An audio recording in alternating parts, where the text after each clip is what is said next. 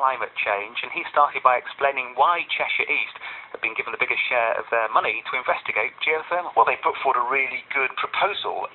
The government now to encourage these district heating networks because they're good for energy efficiency, they deliver carbon savings and help us with climate change, and they can reduce consumer bills as well, so they're very attractive to your listeners. And Cheshire East have got this opportunity to use deep geothermal to supply heat to 1,400 council-led hospital industrial users.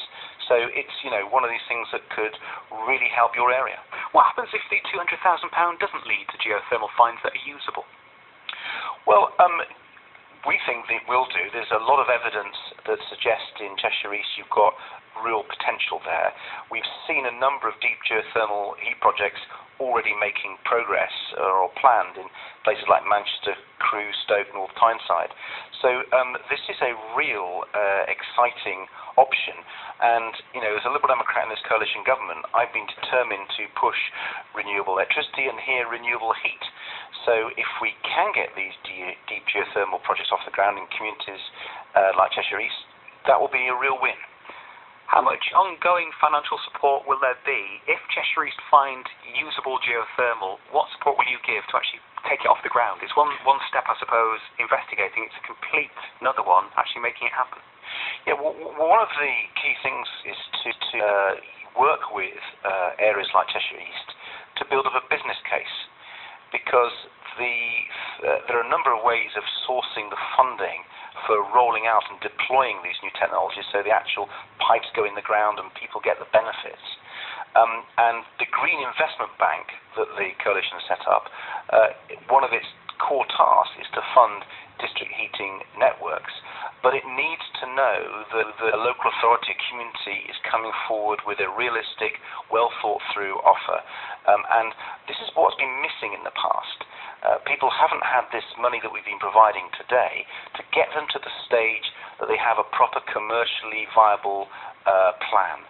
So we have this national, if you like, energy plan, coalition's government, make sure we can keep energy as affordable as possible, keep the lights on and decarbonise. And these geothermal district heat networks are the way of delivering that to people on the ground. So really you're holding this at arm's length. You're saying if it works, it's up to you then to find the funding, borrow the money locally. Well, we've set up the Green Investment Bank, and the Green Investment Bank is investing in a whole range of projects, from energy efficiency in industry to offshore wind farms and to district heat networks and to energy from waste plants. So the Green Investment Bank is providing for lots of projects, but these projects have to come from the drawing board to a realistic proposition, and the £200,000 that we provided for Cheshire East is designed to bring that local project to a fundable proposition. Where else is geothermal working already in the country? Well, as I said, you see projects in Manchester, Crewe, Stoke, North Tyneside, Southampton. But places where it's actually already in use and working, not trials. You're in Southampton. It's been working for some time, and this is not a technology which is new to the world. You see it in other countries. It's just we haven't really put this country before.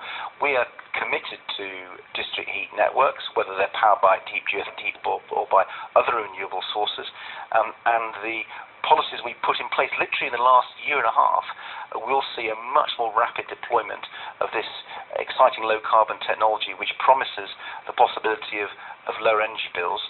See that deployment across the country. Davey there, Secretary of State for Energy and